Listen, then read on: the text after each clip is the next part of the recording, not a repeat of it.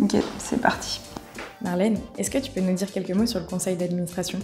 Le conseil d'administration est composé de 16 membres élus, donc en avril dernier, il y a un peu plus d'un an. C'est lui qui décide des orientations stratégiques pour l'association et il est représentatif de la diversité des agros, autant d'un point de vue générationnel que d'un point de vue sectoriel. Et comment est-ce que l'association élabore ses orientations stratégiques? Alors concrètement, avec ce nouveau conseil d'administration, on a utilisé une méthode qui s'appelle le PSP, Plan Stratégique Participatif, qui a été proposé par Catherine, qui est une administratrice. Et l'idée, c'était de se réunir pendant 2 journées de travail entières, à la fois les membres du CA et l'équipe salariée, pour établir une vision collective, les grands axes stratégiques et le plan d'action associé. Et quel est le rôle principal d'une association comme AgroParisTech Alumni? AgroParisTech Alumni représente les alumni, anime la communauté et développe le réseau au service de toutes et de tous. Ce qu'on pourrait rajouter, qui est quand même très important aussi pour une association d'alumni, c'est qu'on est aux côtés de l'école. On doit aussi soutenir les orientations stratégiques de l'école et aussi de la fondation, dont on est membre fondateur. Donc il y a vraiment un triptyque dans lequel l'école, l'association et les alumni sont associés et on participe tous ensemble en fait au rayonnement de la marque AgroParisTech. Et quels sont les axes stratégiques prioritaires définis par ce conseil d'administration? Le conseil d'administration a développé 4 axes stratégiques. Le premier, c'est vraiment s'inscrire dans notre écosystème et affirmer notre identité.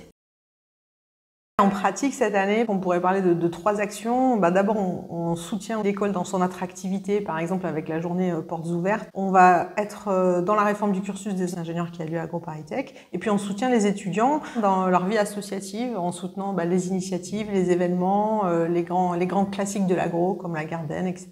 Le deuxième axe, c'est renforcer notre communauté et notre sentiment d'appartenance. On va chercher à le faire tous ensemble pour être et agir en tant qu'alumni. Sur ce deuxième axe, en fait, ce qui va être fait cette année, c'est vraiment une analyse de notre base de données pour mieux connaître, pour mieux cartographier qui sont nos alumni.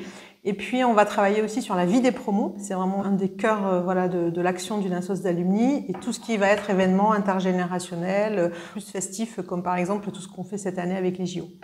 Sur ces bases, on va chercher à rayonner en tant que citoyen pour augmenter notre visibilité et notre impact.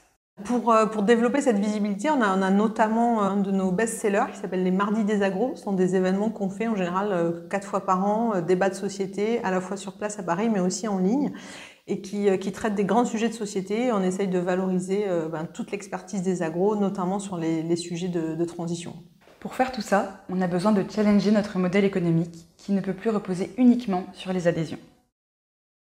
Oui, c'est vrai que le modèle économique, le financement, c'est un défi pour toutes les associations aujourd'hui. Je dirais que pour ce qui concerne AgroParisTech Alumni, on continue à travailler sur les adhésions, qui restent quand même le socle de nos ressources financières. Donc là, on essaye d'innover avec des nouvelles pratiques attractives aussi pour réfléchir aux manières d'adhérer de nos alumni.